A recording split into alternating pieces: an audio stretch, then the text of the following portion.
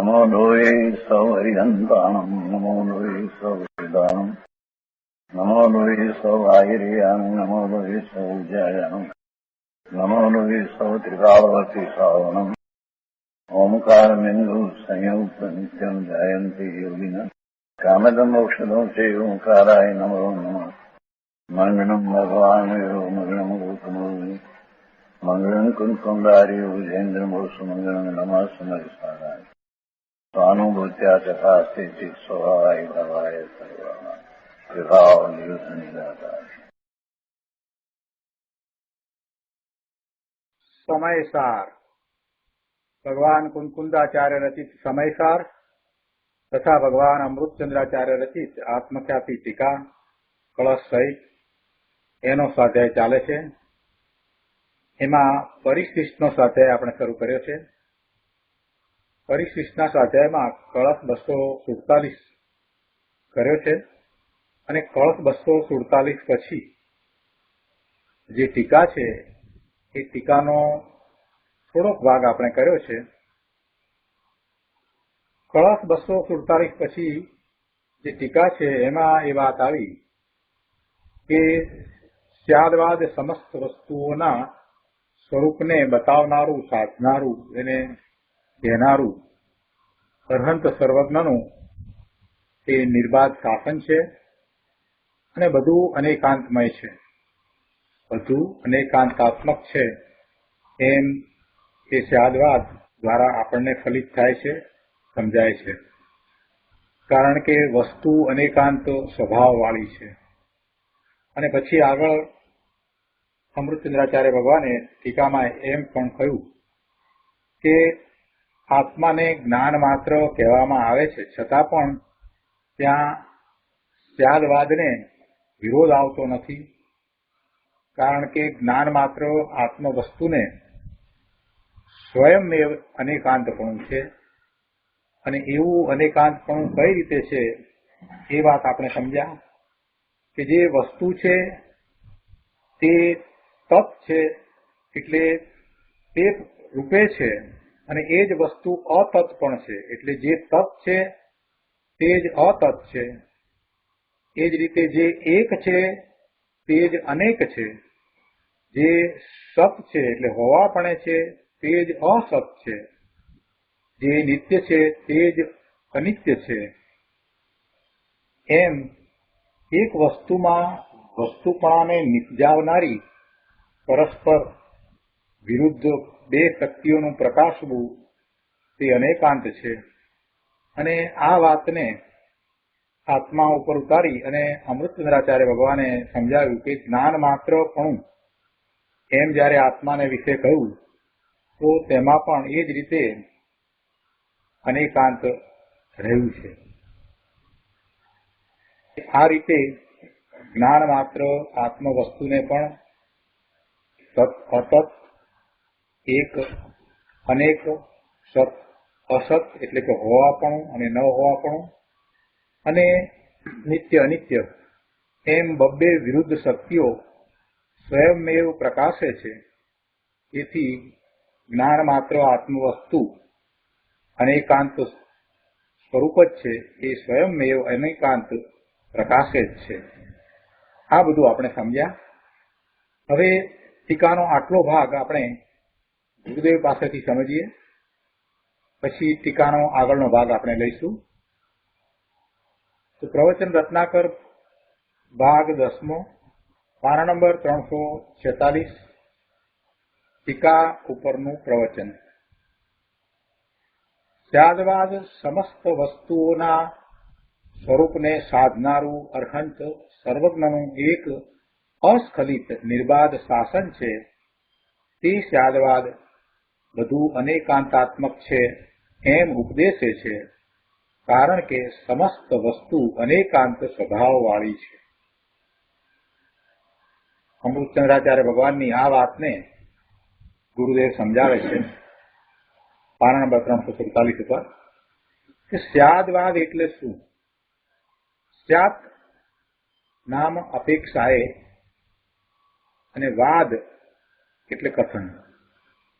स्यात् एटले कोई अपेक्षाए સ્યાત એટલે અપેક્ષાએ, અને વાદ એટલે કથન. કોઈ અપેક્ષાથી વસ્તુને કહેવી તે સ્યાદવાદ છે. જેમ કે આત્મા નિત્ય છે, તો કઈ અપેક્ષાએ? તો કે કાયમ ટકે છે એ અપેક્ષાએ આત્મા નિત્ય છે. વળી આત્મા અનિત્ય છે એમ કહીએ તો એ કઈ અપેક્ષાએ? તો કે છે કે બદલતી અવસ્થાની અપેક્ષાએ. અવસ્થા બદલાય છે ને, એટલે આત્માની પર્યાય જે અવસ્થા એ બદલાય એ અપેક્ષાએ એ અનિત્ય છે. આ રીતે વસ્તુને અપેક્ષા સહિત કહેવી અથવા તો અપેક્ષાએ કહેવી એનું નામ સ્યાદવાદ છે. આ સ્યાદવાદ અહીં કહે છે સમસ્ત વસ્તુઓના સ્વરૂપને સાધનારું ભગવાન અરહંત દેવનું અસ્ખલિત શાસન છે. ગુરુદેવ કહે છે કે સ્યાદવાદ બધી વસ્તુઓને અપેક્ષાથી નિત્ય અનિત્ય, એક અનેક, સત અસત ઇત્યાદિપણે સાધનારું એટલે દર્શાવનારું, સ્પષ્ટ કરનારું ભગવાન સર્વજ્ઞદેવનું નિર્બાધ શાસન છે.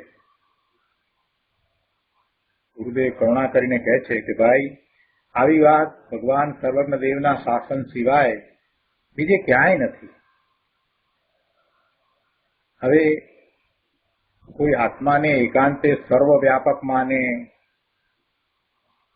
આ ભારતમાં 6 દર્શન છે ને, આ 6 આસ્તિક દર્શન છે, તો એમાં ષટદર્શન જે કયા છે તેમાં નૈયાયિક છે, વેદાંત છે, બૌદ્ધ છે, એ બધા મત છે ને, એમાં કોઈ આત્માને એકાંતે સર્વવ્યાપક માને, એકાંતે સર્વવ્યાપક માને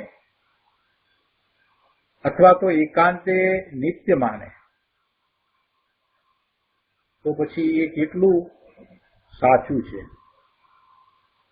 એમાં તો સ્યાદવાદ કેવો? એમાં તો સ્યાદવાદ છે જ નહીં. એકાંતે માને છે. કોઈ અપેક્ષાએ વસ્તુનું સ્વરૂપ નિત્ય છે, કોઈ અપેક્ષાએ એનું સર્વવ્યાપકપણું છે, કોઈ અપેક્ષાએ વાત કરીએ તો બરાબર. એટલે સ્યાદવાદથી વાત કહેવામાં આવી હોય તો બરાબર છે. પણ એકાંતે વસ્તુને જો એમ જ માનવામાં આવે અને બીજી અપેક્ષાથી વસ્તુના સ્વરૂપનો વિચાર જ કરવામાં ન આવે તો જે સત્ય છે એ પણ અસત્ય રૂપ થઈ જશે. એકાંતે વસ્તુના સ્વરૂપને એમ માનવાથી મિથ્યાત્વનો દોષ લાગશે. એટલે ગુરુદેવ કહે છે કે ભાઈ કોઈ આત્માને એકાંતે સર્વવ્યાપક માને કે એકાંતે નિત્ય માને તેને ત્યાદવાદ છે જ નહીં. એને ક્યાં ત્યાદવાદ છે? કેમ કે વસ્તુના સ્વરૂપને અનેકાંતથી જો માને છે તો એને એ અનેકાંતમાં જ્યારે વસ્તુને સિદ્ધ કરવી છે, સ્પષ્ટ કરવી છે, સમજાવવી છે, તો કોઈ અપેક્ષાએ એ આમ છે એમ કરી અને અપેક્ષાથી કથન કરવાનો પ્રસંગ આવે. પણ આને તો અનેકાંતનો જ સ્વીકાર નથી, વસ્તુને એકાંતે જ માને છે, તો એને પછી ત્યાદવાદની ક્યાં વાત જ રહી? જૈન દર્શન સિવાય આ વાત છે જ નહીં. સર્વજ્ઞ પરમેશ્વર વિતરાગ ભગવાન એમના શાસનમાં જ આ વાત છે, બીજે ક્યાંય આ વાત નથી. આગળ પછીના પેરેગ્રાફમાં ગુરુદેવ સમજાવે છે કે સ્યાદવાદ બધું અનેકાંતાત્મક છે એમ ઉપદેશે છે. સ્યાદવાદ દ્વારા વસ્તુનું સ્વરૂપ, જગત આખાના બધા જ પદાર્થોનું સ્વરૂપ અનેકાંતાત્મક છે એમ આપણને સમજાય છે. જો આ ભગવાન અરહંતનું નિર્બાધ શાસન. શું નિર્બાધ શાસન કહ્યું? એ વસ્તુનું સ્વરૂપ અનેકાત્મક છે અને એ સ્યાદવાદ દ્વારા સમજાય છે. એટલે સ્યાદવાદ બધું અનેકાંતાત્મક છે એમ ઉપદેશે છે. આવું અરહંત ભગવાનનું નિર્બાધ શાસન છે. જગતમાં 6 દ્રવ્યો છે તો કહે છે કે અનેક ધર્મ સ્વરૂપ છે. એ 6 દ્રવ્યો અનેક ધર્મ સ્વરૂપ છે. ધર્મ એટલે અહીંયા ધારી રાખેલ ભાવ એને ધર્મ કયો છે. આપણે અહીંયા સમ્યક દર્શન જ્ઞાન ચારિત્રના પરિણામ રૂપ ધર્મની વાત નથી કરતા. અહીંયા ધર્મ એટલે ગુણ ધર્મ જે કહીએ છીએ એમાં ધર્મ એટલે ધારી રાખેલા ભાવ, વસ્તુના ધર્મો. અનેક ધર્મ સ્વરૂપ વસ્તુ છે તો એના ધર્મ એટલે સામાન્ય વિશેષ, એક અનેક, ગુણ પર્યાય, નિત્ય અનિત્ય, સત અસત આદિ વસ્તુએ ધારી રાખેલા ભાવ સ્વભાવને ધર્મ કહીએ છીએ. આત્મા એક પણ છે, અનેક પણ છે, વસ્તુ પણ એક છે અને ગુણ પર્યાયોની અપેક્ષાએ એ અનેક છે. આમ સમસ્ત વસ્તુઓ, દરેક આત્મા અને દરેક પરમાણુ, દરેક આત્મા અને દરેક પરમાણુ આદિ બધા જ દ્રવ્યોની વાત લીધી છે. બધા જ દ્રવ્યો એ અનેકાત્મક સ્વભાવવાળા છે. એક ઉદાહરણ આપી અને ગુરુદેવ સમજાવે છે કે આ આંગળી છે તે અનેક પરમાણુ ભેગા થઈને થઈ છે. અસંખ્ય પરમાણુઓનો સ્કંદ એવી એ આંગળી છે, પરંતુ તેમાં રહેલો પ્રત્યેક પરમાણુ સામાન્ય, વિશેષ, એક અનેક, નિત્ય અનિત્ય આદિ અનેકાંત સ્વભાવવાળો છે. દરેક પરમાણુ સામાન્ય છે એટલે કે ધ્રુવ રૂપે એનું અસ્તિત્વ જે છે તે સતત ટકી રહ્યું છે. પરમાણુ અનાદિ અનંત છે, એ પણ કોઈએ બનાવ્યો નથી.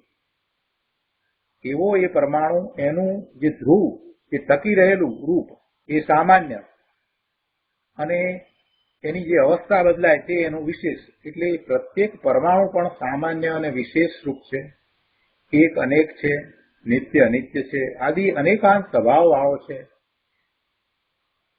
અને પ્રત્યેક આત્મા પણ અનેકાંત સ્વરૂપ છે. અર્થાત આત્મામાં જ્ઞાન, દર્શન, સુખ, આનંદ, વીર્ય, અસ્થિ, નાસ્તિ, નિત્ય અનિત્ય, એક અનેક આદિ અનેક અર્થાંત અનંતા ધર્મો રહ્યા છે. એટલે એવો એ આત્મા અનંત ધર્મોને ધારી રાખે છે. એમ જે કહે છે એ કથન સ્યાદવાદ રૂપ છે. એમ જે સ્યાદવાદ કહે છે તે એવું સ્વરૂપ છે માટે કહે છે, એમ નથી કે કંઈ કલ્પનાથી કહ્યું છે. આ આત્માને અનેકાંત સ્વરૂપ કયો તો એ સ્યાદવાદ દ્વારા અનેકાંત સ્વરૂપ કહેવામાં આવ્યો. તો એ સ્યાદવાદ જે કહે છે તે કાંઈ કલ્પના નથી, એ અસત્ય નથી, પરંતુ વાસ્તવમાં જેવો વસ્તુનો અનેકાંત સ્વભાવ છે તેવો જ સ્યાદવાદ કહે છે. એ કલ્પના નથી, એ અસત્ય નથી. વાસ્તવમાં વસ્તુનો અનેકાંત સ્વભાવ છે અને એવો જ સ્યાદવાદ તેને કહે છે. હવે આગળ અમૃતચંદ્રાચાર્ય ભગવાને આત્મા નામની વસ્તુ કઈ રીતે છે એ વાત કરી. એ વાત લઈએ કે અહીં આત્મા નામની વસ્તુને જ્ઞાન માત્રપણે ઉપદેશવામાં આવતા છતાં પણ સ્યાદવાદનો કોપ નથી. કારણ કે જ્ઞાન માત્ર આત્મવસ્તુને સ્વયંમેવ અનેકાંતપણું છે. આ વિશે આપણે થોડું સમજ્યા છીએ. ગુરુદેવ શું કહે છે? ગુરુદેવ કહે છે કે રાગ આદિથી રહિત શુભ અને અશુભ ભાવ જે છે ને એ બધા રાગ, એ રાગ આદિથી રહિત પરદ્રવ્યોથી ભિન્ન આત્મવસ્તુને જ્ઞાન માત્રપણે ઉપદેશવામાં આવવા છતાં, અર્થાત આત્મા જ્ઞાન સ્વરૂપ છે એમ કહેવામાં આવ્યું હોવા છતાં સ્યાદવાદનો કોપ નથી. રાગ આદિથી તો રહિત છે જ, પરદ્રવ્યોથી પણ જુદી છે એવી આ આત્મવસ્તુ જે જ્ઞાન માત્રપણે છે એમ ઉપદેશવામાં આવ્યું છે, તે છતાં પણ એમાં એકાંત નથી અને એમાં સ્યાદવાદનો કોપ નથી. જ્ઞાન માત્ર આત્મવસ્તુ કહી છતાં પણ સ્યાદવાદનો કોપ નથી. અર્થાત અનેકાંતનો એમાં વિરોધ નથી. કઈ રીતે? 348માં પાના ઉપર સમજાવે છે કે એમાં સ્યાદવાદનો વિરોધ આવતો નથી. આત્માને જ્ઞાન માત્ર વસ્તુ કહેવા છતાં એ અનેકાંતનો એમાં વિરોધ થતો નથી. કારણ કે જ્ઞાન માત્ર આત્મ વસ્તુને સ્વયંએવ અનેકાંતપણું છે. આત્મા ચૈતન્ય પ્રકાશનો પુંજ પ્રભુ જ્ઞાન માત્ર વસ્તુ છે એમ જ્યારે કહીએ છીએ તો એમાં સ્વયંમેવ અનેક ધર્મો અનેક ભાવ ઉદ્ભવે છે. જ્ઞાન માત્ર વસ્તુ છે તે અનંતા પર જ્ઞેયપણે નથી એમ આત્મવસ્તુને અનેકાંતપણું સિદ્ધ થઈ જાય છે. ત્યારે આપણે એમ કહીએ છીએ કે આત્મા ચૈતન્ય પ્રકાશનો પુંજ જ્ઞાન માત્ર વસ્તુ છે તો ગુરુદેવ કહે છે કે એમાં સ્વયંમેવ અનેક ધર્મો અનેક ભાવ ઉદ્ભવે છે. અને કેવા એ અનેક ભાવ ઉદ્ભવે છે તો કહે છે કે આત્મા શરીર નથી, મન નથી, વાણી નથી, કર્મ નથી, એ રીતે એ કોઈ પર જ્ઞેય રૂપ નથી. અને એવા એ પર જ્ઞેયો અને એ જળ પદાર્થો આત્મામાં નથી એટલે જ્ઞાનમાં નથી. આ વાત અંદરથી ઉદ્ભવે છે. જ્યારે એને જ્ઞાન માત્ર કહીએ છીએ તો બીજું બધું આત્મામાં નથી એ વાત અંદરમાં જ આવી જાય છે એટલે એવો ભાવ ઉદ્ભવે છે. જ્ઞાન જ્ઞાનપણે છે અને તેમાં પરજ્ઞેયના અભાવરૂપ નાસ્તિપણું પણ છે. જ્ઞાન જ્ઞાનપણે છે એ પરજ્ઞેયપણે નથી. પરજ્ઞેયનો તો એમાં અભાવ છે. અસ્થિથી કહીએ તો જ્ઞાન જ્ઞાનપણે છે અને નાસ્તિથી કહીએ તો જ્ઞાન પરજ્ઞેયપણે નથી. જ્યારે જ્ઞાન માત્ર આત્મા કહીએ છીએ ત્યારે આ બધા ભાવ સ્વયંમેવ અંદરમાંથી ઉઠે છે કે આ ભગવાન આત્મા જ્ઞાનમય છે એટલે એ જ્ઞેયમય નથી, પર જ્ઞેય રૂપ નથી. આ જે કંઈ દ્રષ્ટિગોચર થાય છે, ઇન્દ્રિયો દ્વારા જણાય છે એ રૂપે આ જ્ઞાન સ્વરૂપ ભગવાન આત્મા નથી. એ ભાવ અંદરમાંથી જ ઉદ્ભવે છે. હું જ્ઞાન સ્વરૂપ છું જ્યારે એમ નિર્ણય થાય છે ત્યારે પછી પરજ્ઞેયો તરફ દ્રષ્ટિ જવા છતાં એ પરજ્ઞેય રૂપે હું નથી એ વાત તો સતત રહે છે. જેને સમ્યક દર્શન, સમ્યક જ્ઞાન, સમ્યક ચારિત્ર ના પરિણામ થયા છે એવો સમ્યક દ્રષ્ટિ જીવ પરનું લક્ષ કરે છે તે વખતે પણ પોતે ભગવાન આત્મા જ્ઞાનમય છે, જ્ઞાનરૂપ છે એ વાત એને યાદ કરવી નથી પડતી. અને એ પોતે જ્ઞાનરૂપ છે એટલે અંદરમાંથી એ ભાવ ઉત્પન્ન થાય છે કે આ જે કંઈ બીજું બધું છે, જે તરફ મારું અત્યારે વર્તમાનમાં લક્ષ ગયું છે એ બધું મારાથી જુદું એટલે જ્ઞાનથી જુદું, આત્માથી જુદું છે. આ ભાવ તો અંદરમાંથી ઉત્પન્ન થાય જ છે. ગુરુદેવે જે વાત સમજાવી છે એ સમજવા જેવી છે. અહીંયા એકલું અનેકાંત આપણે સમજીએ છીએ એમ નથી. આમાં આધ્યાત્મિકતા ભરેલી છે. અનેકાંત સ્વરૂપ છે એમાં આ વાત જે ગુરુદેવે લીધી કે આત્મા જ્ઞાન માત્ર છે એમ કહેતા એ એકાંત થતો નથી. એને સ્યાદવાદનો કોઈ કોપ નથી, એને અનેકાંતનો વિરોધ નથી. કેમ કે જ્યારે એમ કહીએ કે આત્મા જ્ઞાન માત્ર છે તો એમાંથી તો ઘણા ભાવ ઉદ્ભવે છે અને એ આ ભાવ છે કે હું ભગવાન આત્મા જ્ઞાન સ્વરૂપ છું તો હું જ્ઞેય રૂપ નથી, હું વાણી રૂપ નથી, હું શરીર રૂપ નથી, હું મન રૂપ નથી, હું કર્મ રૂપ નથી. એટલે આવો જે ભાવ સ્વયં અંદરથી જ ઉત્પન્ન થાય છે એટલે જ્ઞાન માત્ર વસ્તુ કહેતા એ સ્વયંમેવ અનેકાંત સ્વરૂપ પ્રગટ થઈ જાય છે.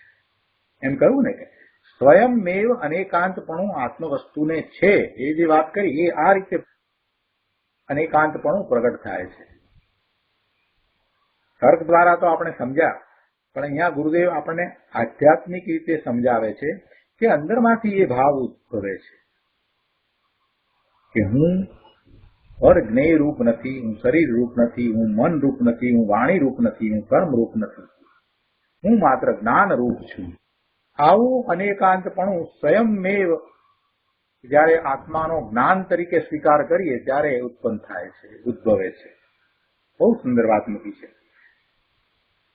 આમ જ્ઞાન માત્ર વસ્તુના આપણે અસ્થિ અને નાસ્તિ એમ બે સ્વભાવોને લઈને વિચાર કરીએ છીએ તો અસ્થિથી પોતે જ્ઞાન માત્ર જ છે અને નાસ્તિથી કહીએ તો આ શરીર, મન, વાણી, કર્મ ઇત્યાદિ પર જ્ઞેય રૂપ નથી.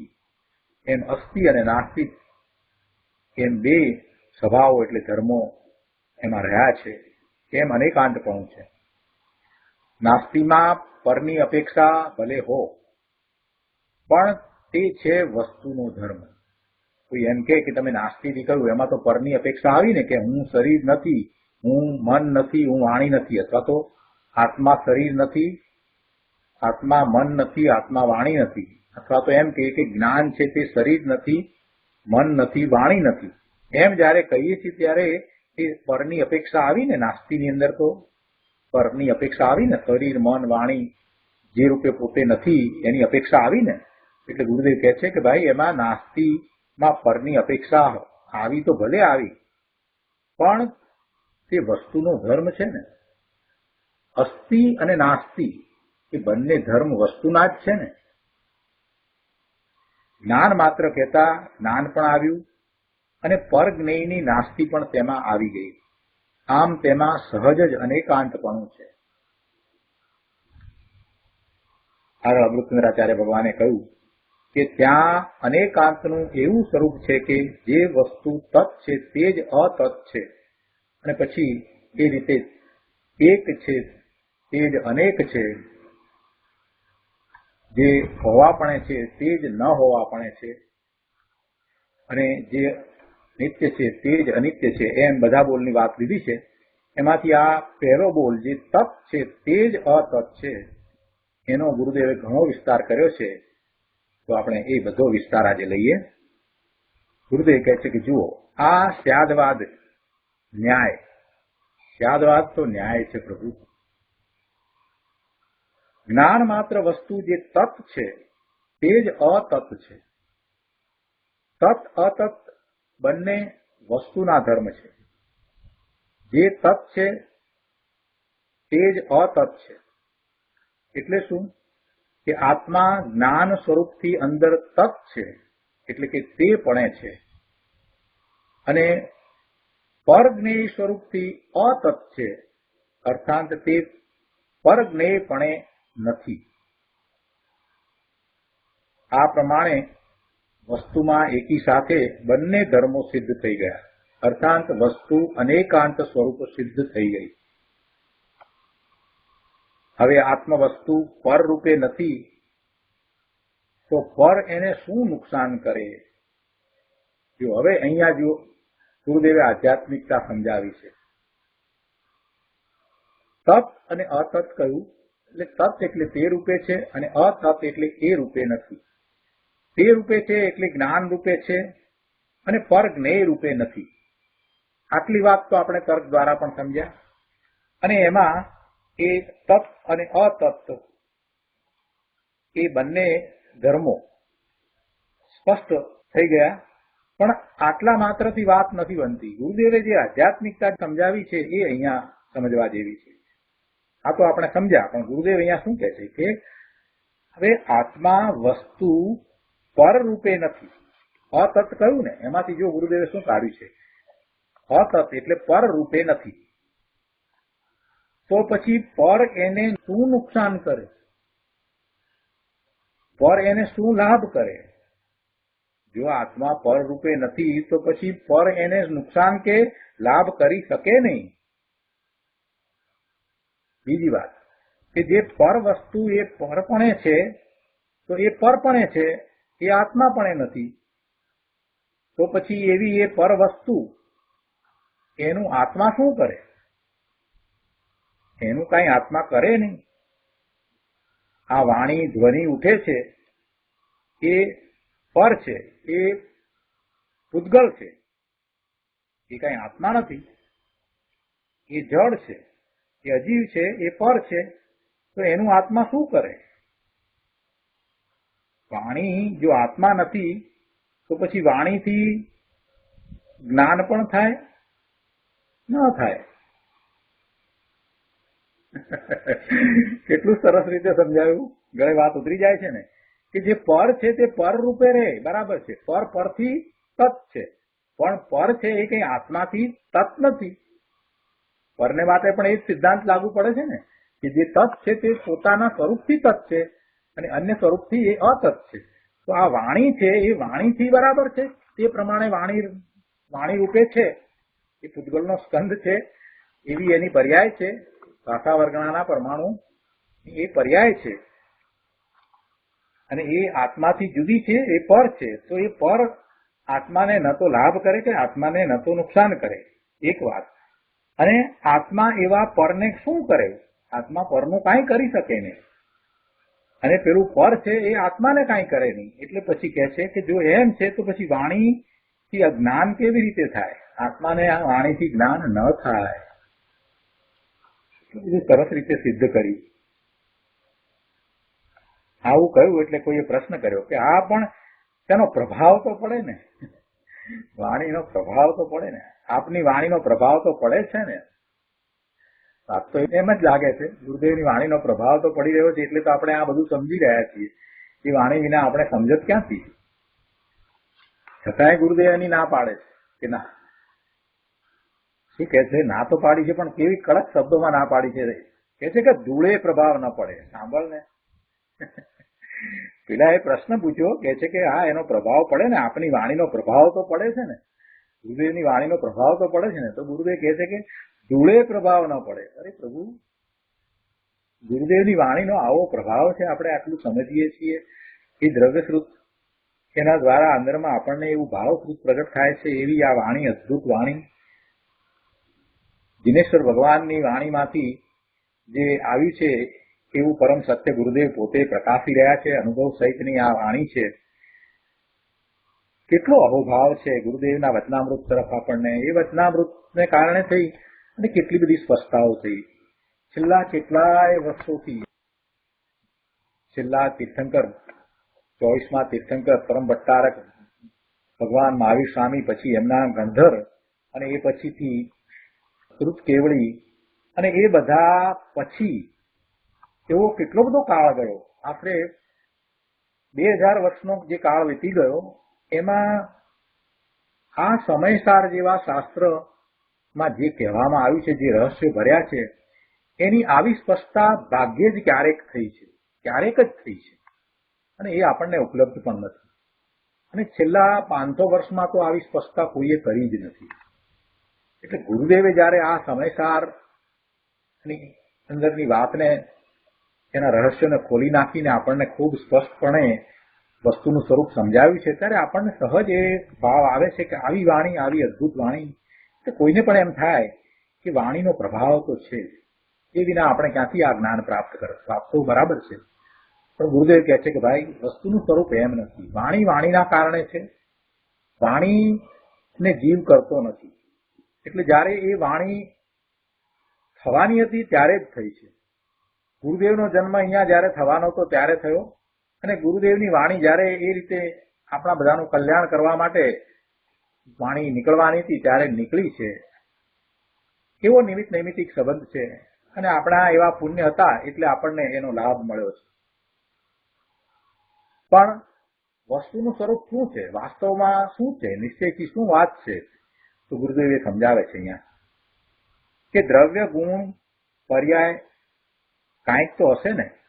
પણ અહીં કે છે એટલે કે આ જે પ્રભાવ પડે છે, પ્રભાવ શું છે? તો કે છે કે દ્રવ્ય ગુણ પર્યાય કાંઈક તો હશે ને. પણ અહીં કહે છે કે આત્મવસ્તુ જે સ્વ સ્વરૂપથી તત છે તે પરપણે અતત છે.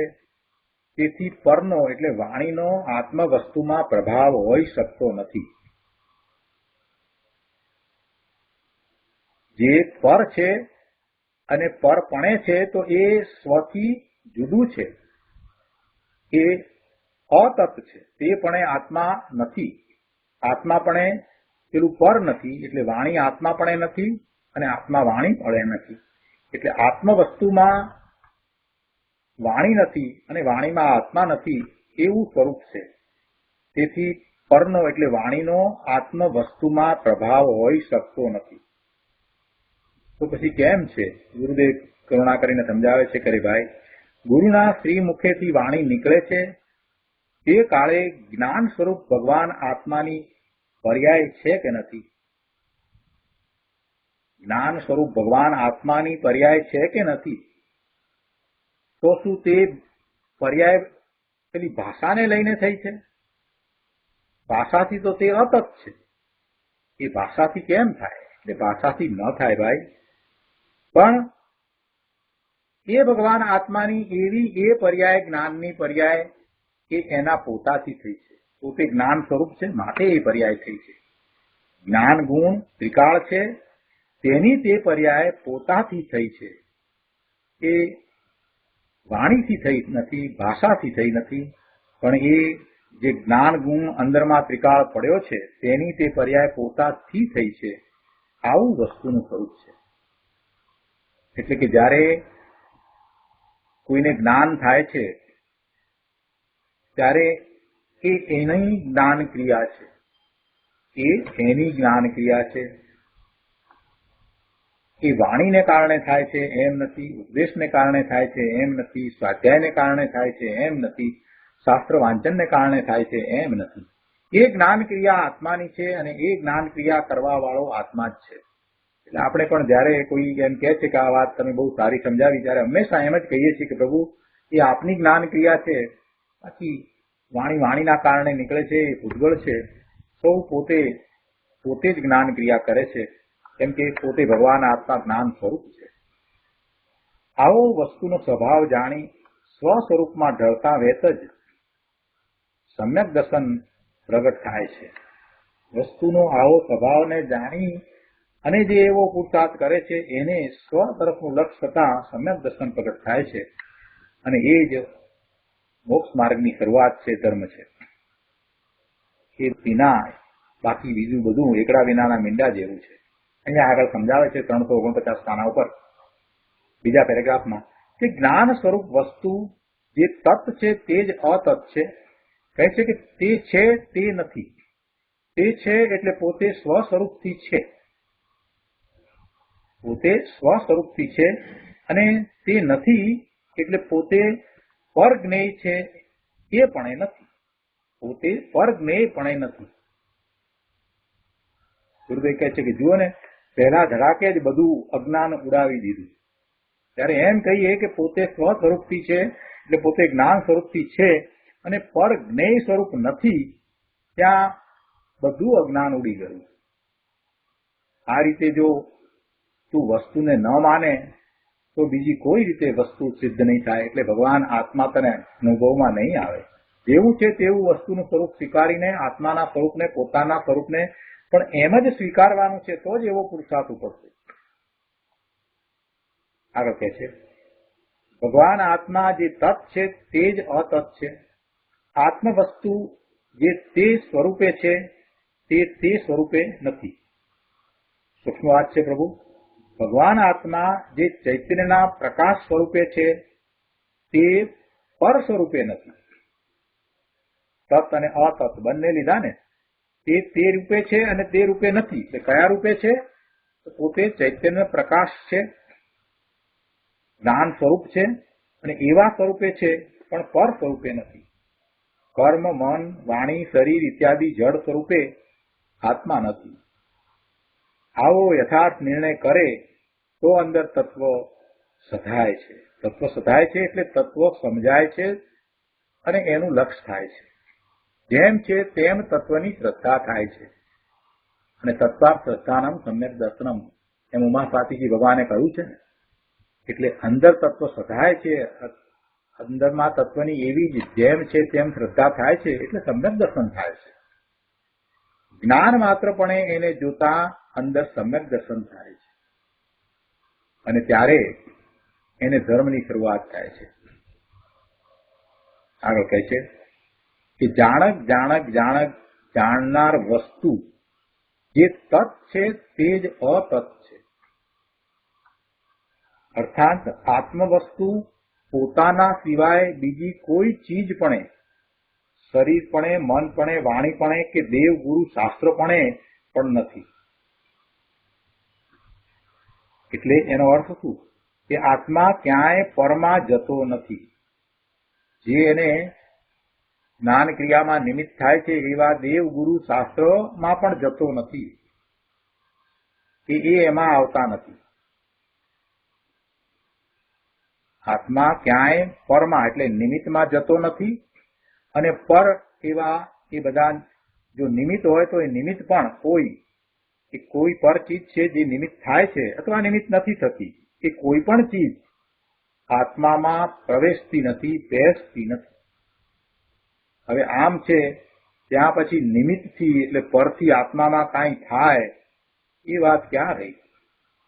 જ્ઞાનપણે છે એ તત્પણે છે, અને બીજી કોઈ ચીજપણે એટલે નિમિત્તપણે તે નથી, જ્ઞેયપણે પણ એ નથી, એટલે એ રીતે એ અતત્પણે છે. એટલે એવું તત્ અને અતત્પણ વસ્તુમાં છે, એવો ધર્મ છે. એવા બે વિરોધાભાસી શક્તિરૂપ ધર્મો આત્મામાં પડ્યા છે, તત્પણું અને અતત્પણું. જ્ઞાનપણે છે એટલે તત્પણે છે, અને બીજી કોઈ ચીજપણે નિમિત્તપણે તે નથી, એટલે એ પણ નથી, એટલે એ અતત છે. અને એમ હોતા નિમિત્તથી આત્મામાં જ્ઞાન થાય એ વાત રહેતી નથી. આ તો ન્યાયથી સમજાય એવું છે, તર્ક દ્વારા લોજિકથી પણ સમજાય છે. ગુરુદેવ કહે છે કે તારી ચીજ જ એટલે આત્મ વસ્તુ જ એવી છે ને પ્રભુ, કે તે પોતાથી તત્પણે છે, અને પર ચીજથી શરીર, મન, વાણી, ઇન્દ્રિયથી અતત્પણે છે. વળી તે પર પદાર્થો પોતાથી તત્પણે છે. એટલે શરીર છે તે શરીરથી તે પણ છે, શરીરપણે છે, એટલે શરીરનું તત્પણું શરીર સાથે, મનનું તત્પણું મન સાથે, વાણીનું તત્પણું વાણી સાથે, ઇન્દ્રિયનું તત્પણું ઇન્દ્રિયો સાથે. એટલે એ પર ચીજો એ પોતાથી તત્પણે છે, પણ આત્માથી તત્પણે નથી, આત્માથી તે અતત્પણે છે. એટલે છે કે તે પર પદાર્થો પોતાથી તત્પણે છે, અને જ્ઞાનથી એટલે આત્માથી અતત્પણે છે. હવે જે પણ આત્મા પોતે નથી તેનું એ શું કરે? આત્મા આ શરીર, મન, વાણી, ઇન્દ્રિય પણ નથી તો એનું શું કરે? કાંઈ જ ન કરે. અને જે પણ આત્મા પણ પર વસ્તુ નથી તો એ પર વસ્તુઓ આત્માનું શું કરે? આત્માનું પર વસ્તુ શું કરે? કાંઈ જ ન કરે. આગળ 350 પાના ઉપર 8મી લીટીમાં કહે છે કે ચૈતન્ય પ્રકાશનો પુંજ જ્ઞાન સ્વરૂપી ભગવાન આત્મા છે. એના જ્ઞાનમાં જ્ઞેયપણે જે અનંતા પર પદાર્થો જણાય છે ત્યાં ખરેખર તો એનું જ્ઞાન જ એને જણાય છે. ભગવાન આત્મા જ્ઞાન સ્વરૂપી છે, અને એના જ્ઞાનમાં જ્ઞેયપણે જે અનંતા પર પદાર્થો જણાય છે ત્યાં ખરેખર તો એનું જ્ઞાન જ એને જણાય છે. પોતાની સ્વ પર પ્રકાશક જ્ઞાન દશા છે તે એને જણાય છે, અને તે જ્ઞાનપણે જ આત્મા છે. આત્મા પરને જાણે છે તે વખતે પણ આત્મા જ્ઞાનપણે જ છે. અને આ વાતને આપણે પહેલા જુદી રીતે કહી હતી કે ભગવાન આત્મા એ જ્ઞેયપણે થતો જ નથી, એ વાતને આપણે બીજી રીતે કહી હતી કે જ્ઞેય આકાર થતો નથી, એ જ્ઞાન આકાર જ રહે છે. જ્ઞાન આકાર રહે છે એટલે કે જ્ઞાન રૂપે જ રહે છે, જ્ઞાન રૂપે જ પરિણમે છે, એ જ્ઞેય રૂપ થતો નથી. અહીંયા એ વાતને લીધી છે કે તે જ્ઞાનપણે જ આત્મા છે, પર જ્ઞેયપણે આત્મા નથી. પર જ્ઞેયપણે તો આત્મા અતત સ્વભાવ છે એમ કે છે. પર જ્ઞેયપણે આત્મા નથી એટલે તત્પણે નથી, પર જ્ઞેયપણે આત્મા નથી. પર જ્ઞેયની વાત કરીએ તો આત્મા પર જ્ઞેયપણે તો અતત સ્વભાવ છે. આગળ કહે છે કે હું આત્મા સ્વ સ્વરૂપથી તત છું. હું આત્મા સ્વ સ્વરૂપથી તત છું એટલે સ્વ સ્વરૂપ રૂપે છું, તે પણ છું. આખી વાતને પોતાની ઉપર ઉતારવાની છે પ્રભુ અહીંયા, તો જ ધર્મ થાય, બીજી કોઈ રીત નથી. બાકી તર્ક દ્વારા સમજીએ અને પછી સંતોષ માનીએ કે આપણને આવડી ગયું તો સમજવું કે ભૂલ્યા. તો તત્વ હાથ નહીં આવે. તત્વની ચર્ચા જ હાથમાં આવશે, બાકી સ્વરૂપમાં જવાશે નહીં. એટલે ગુરુદેવે જ આપણને અહીંયા એ વાત કહી દીધી કે હવે તું આમ વિચાર કર ભાઈ. શું વિચાર કર? કે હું આત્મા સ્વ સ્વરૂપથી તત છું. હું આત્મા સ્વ સ્વરૂપથી તત છું, એટલે સ્વ સ્વરૂપપણે છું. તેમ પરથી પણ જો હું તત હોઉં તો પર અને હું એટલે આત્મા એક થઈ જાય. હું મારા સ્વરૂપપણે છું અને પરના સ્વરૂપપણે પણ છું એમ જો કરીએ તો પર અને હું એ બંને એક થઈ જઈએ. બધું ભેળસેળ થઈ જાય. ભેળસેળ થઈ જાય એટલે એક પણ વસ્તુપણે રહે નહીં. જીવપણે રહે નહીં. જીવનો નાશ થઈ જાય. અથવા તો પેલું જે પર જે માન્યું છે, જે પડે પોતાને માન્યો છે, એ પણ રહે નહીં. એટલે કે કાંઈ જ રહે નહીં. પણ એમ વસ્તુ નથી ભાઈ. હું પોતાપણે તત છું અને પરથી અતત સ્વભાવ જ છું. માટે બહારની સગવડતા હોય અને ધન આદિ સંપત્તિ હોય તો મને ધર્મ થાય એમ વાત રહેતી નથી. એવી મિથ્યા માન્યતા કરવી નહીં કે આ હોય તો મને ધર્મ થાય, પર નિમિત્તો હોય તો મને ધર્મ થાય. એવી મિથ્યા માન્યતા કરવી નહીં. આ શુભ ભાવ કરીએ છીએ અને પુણ્યનો બંધ છે એટલે આ બધું પ્રાપ્ત થાય છે તો ધર્મ કરી શકીએ છીએ ને, આવી માન્યતા ઘણા લોકોની છે. અહીંયા ગુરુદેવ સ્પષ્ટ કરે છે કે ભાઈ એમ નથી. એ બધા પર નિમિત્તો પરમાં રહ્યા, એ કાંઈ તને ધર્મ ઉપજાવતા નથી. તું તારા આત્માનું જ્ઞાન તારા દ્વારા પોતા દ્વારા કરે છે. એ બધા જ્યારે તું જ્ઞાન કરે છે ત્યારે એ હાજર છે તો નિમિત્ત કહેવાય. એ સિવાય બીજું કાંઈ નથી. અહીંયા વર્તમાનમાં ઊંધું સમજાવવામાં આવે છે કે નિમિત્ત મળે તો કાર્ય થાય. એટલે બિચારા નિમિત્તની આશામાં ને આશામાં જીવો ભટકી રહ્યા છે. એમ નથી સમજતા કે પોતાનું ઉપાદાન જાગૃત થાય અને જ્યારે કાર્ય થાય, પુરુષાર્થ થાય, ત્યારે કાર્ય થાય તો એ વખતે જે હાજર રહ્યું હોય એને નિમિત્ત કહેવામાં આવે. એને ઉપચાર કરી અને એમ કહેવામાં આવે કે એ દ્વારા કાર્ય થયું એટલે એ નિમિત્ત છે. પણ એ નિમિત્ત છે એ પરદ્રવ્ય છે અને જ્યાં કાર્ય થયું છે તે આત્મદ્રવ્ય, જીવ દ્રવ્ય એ જુદું છે. અને જીવના પરિણામ જીવ રૂપે જ હોય. જીવના પરિણામ એ જીવ રૂપે હોય. આપણે સમજી ગયા છીએ, જાણીએ છીએ કે પરિણામ છે એ પરિણામી દ્રવ્યથી જુદા નથી. તો પરિણામ અને પરિણામી દ્રવ્ય જુદા નથી તો એમાં પર શું કરે? પર કાંઈ કરતું નથી. એટલે આ બહારની સગવડ હોય ને આ બધું હોય, શાસ્ત્ર હોય ને આ કોમ્પ્યુટર હોય ને સીડી હોય તો સ્વાધ્યાય થાય, ફોન હોય તો સ્વાધ્યાય થાય, એ વાત પણ અસત્ય ઠરે છે. સ્વાધ્યાય થવાનો છે, સ્વાધ્યાયની રુચિ થઈ છે અને એ વખતે સ્વાધ્યાય દ્વારા જ્ઞાન ક્રિયા થવાની છે તો પછી એ બધા નિમિત્ત કહેવામાં આવે. અને એ બધા ન હોય તો બીજી રીતે પણ જ્ઞાન થવાનું હોય તો થાય, એમાં બીજું કાંઈક નિમિત્ત હોય. એ વખતે શાસ્ત્રનો અભ્યાસ નિમિત્ત હોય. એટલે એવી ઊંધી માન્યતા ન કરવી એમ અહીંયા ગુરુદેવ કહે છે. કેમ કે ભાઈ તું પરપણે છો જ નહીં, પરપણે તું તે પણે નથી, પરપણે તો તું અતત છો. તો પછી પર તારામાં કાંઈ કરે એ કઈ રીતે બને? એ બધી મિથ્યા માન્યતા છે, ઊંધી માન્યતા છે. અને એ બધી ઊંધી માન્યતાને ફેરવવી જ પડશે. એ ફેરવ્યા વિના છૂટકો જ નથી. વસ્તુના સ્વરૂપને જેમ છે તેમ સ્વીકારવું જ રહ્યું.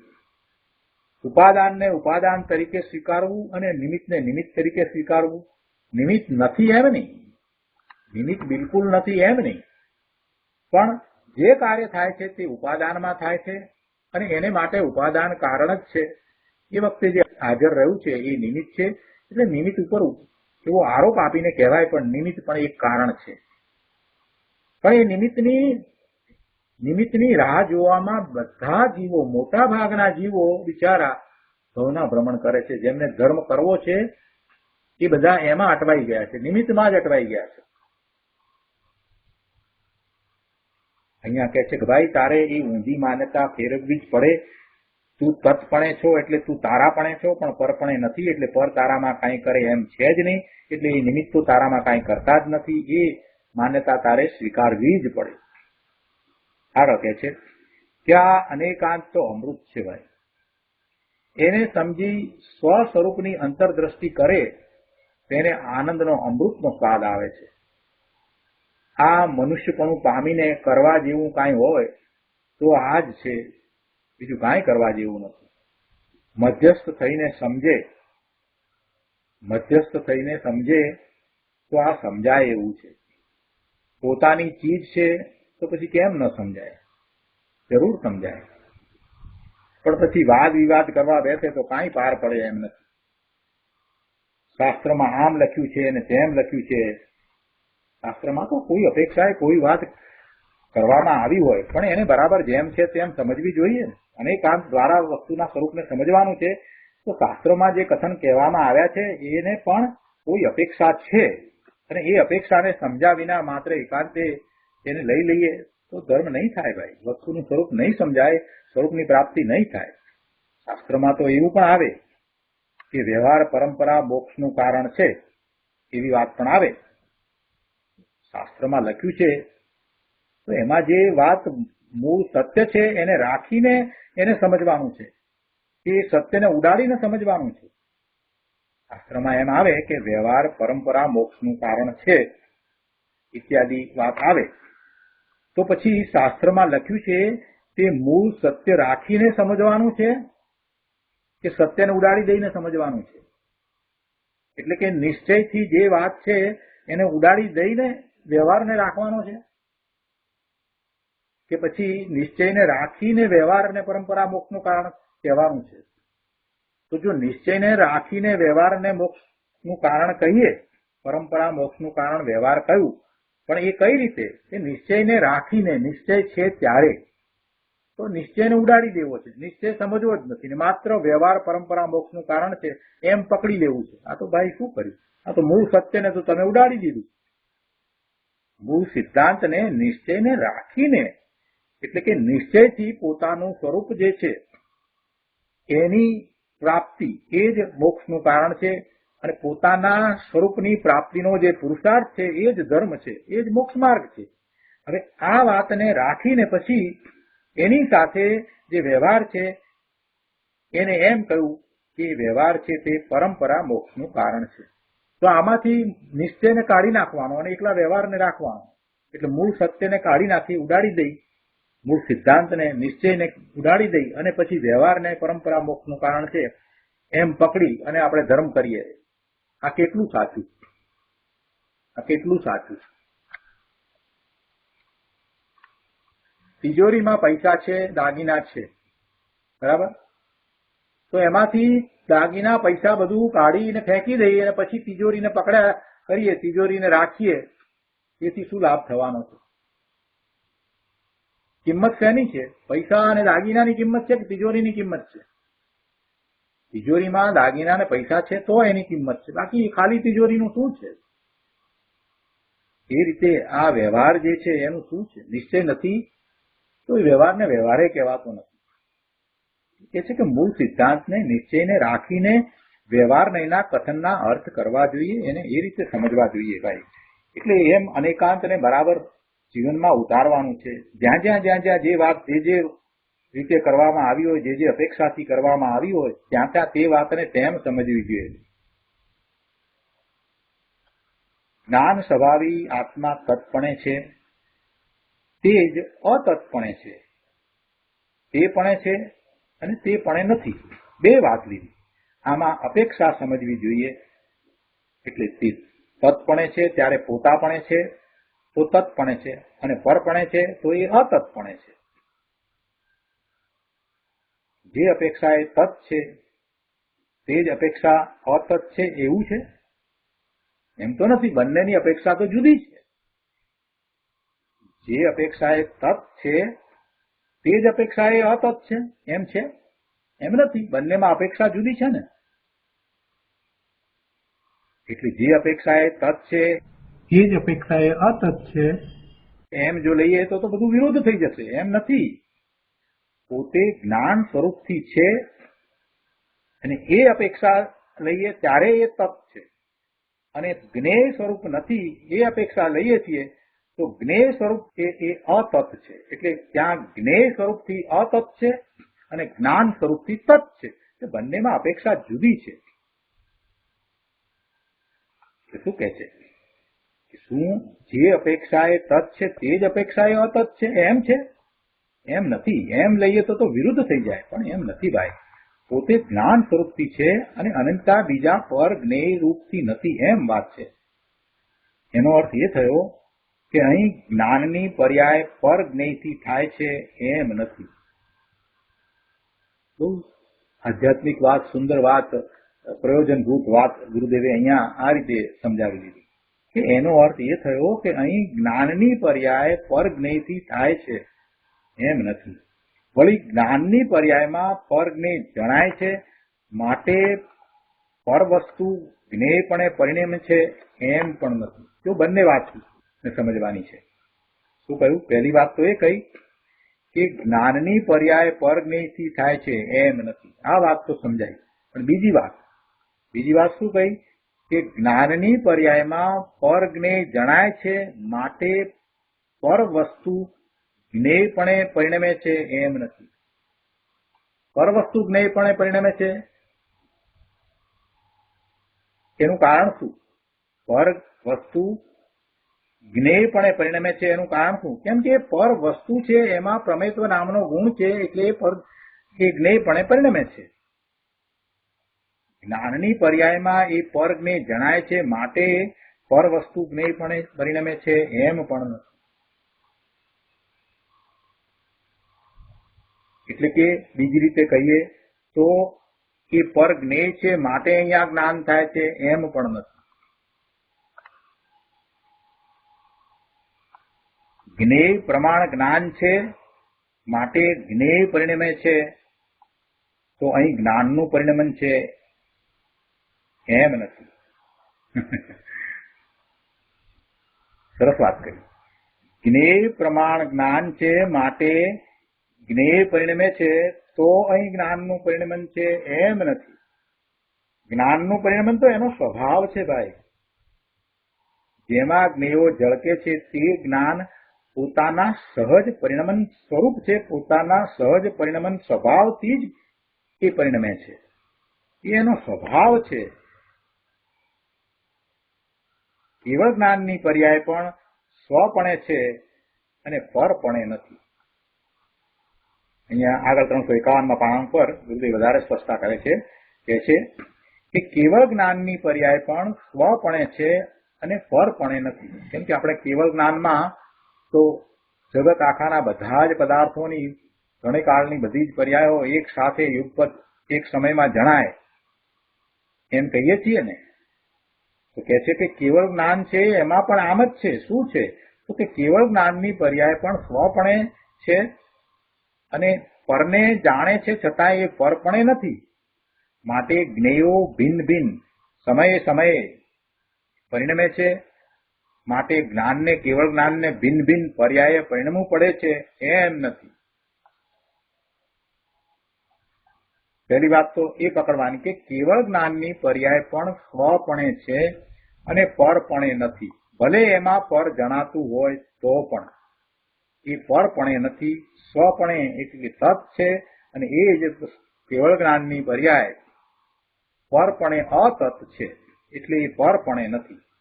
માટે જ્ઞેયો ભિન્ન ભિન્ન સમયે પરિણમે છે. માટે જ્ઞાનને, કેવળ જ્ઞાનને ભિન્ન ભિન્ન પર્યાય પરિણમવું પડે છે એમ નથી.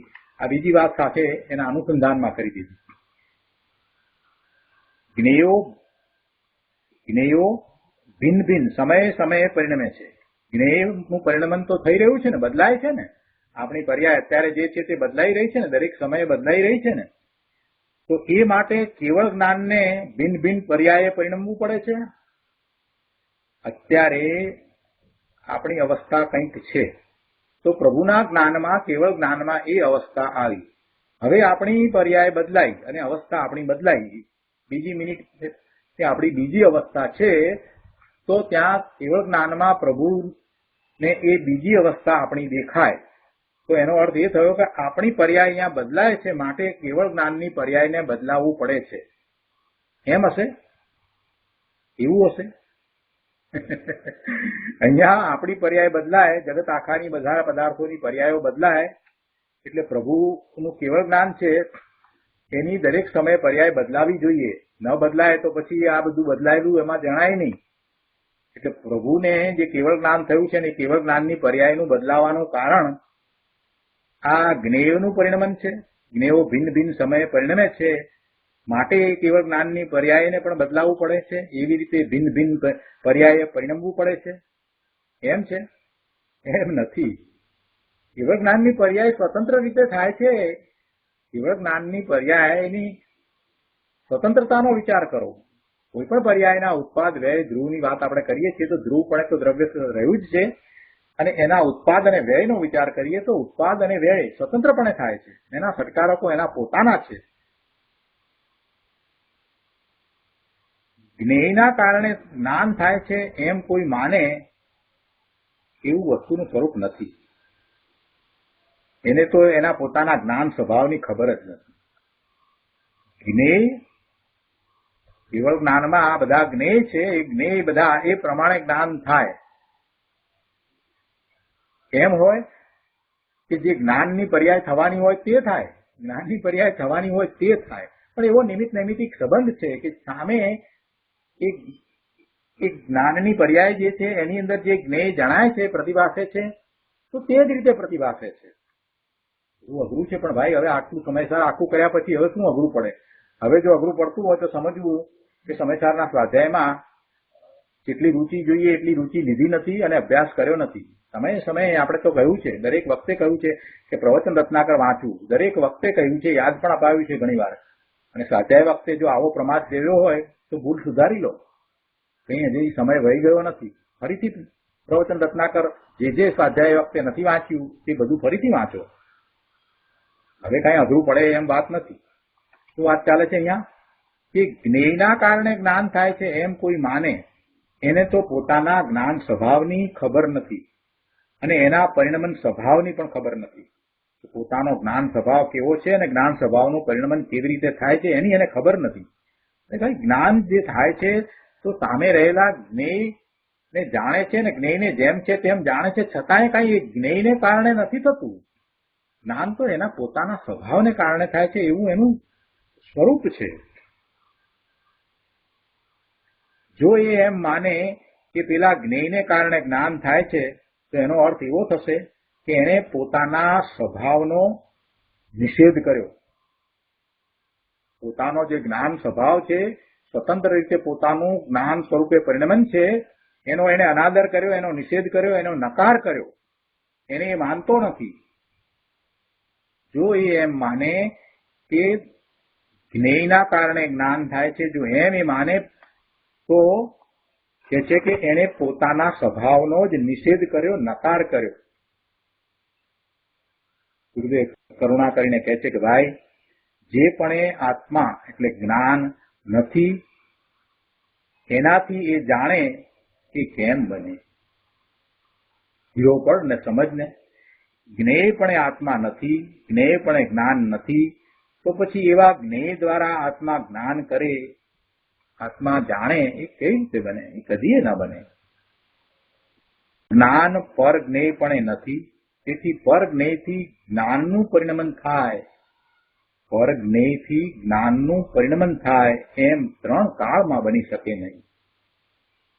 પ્રભુ, તારા સત્વનો ઊંધી માન્યતા વડે તું નકાર કરે તો એવો નકાર ન કરાય. તારું સત્વ એવું છે, જ્ઞાન સ્વરૂપ છે અને જ્ઞાન સ્વભાવ સ્વતંત્ર છે. એનું પરિણમન થાય છે એ પણ સ્વતંત્ર રીતે થાય છે. એમાં એને જ્ઞેયની અપેક્ષા પણ નથી. એટલે એવા તારા સત્વનો તું નકાર નહીં કર. તને વસ્તુના સ્વરૂપની ખબર નથી, તેથી તું મિથ્યા તર્ક વડે, મિથ્યા માન્યતા વડે નકાર કરે છે અને અસત્યને સ્થાપિત કરે છે. પણ એથી કાંઈ તું ધારે છે એમ વસ્તુનું સ્વરૂપ થઈ જશે નહીં.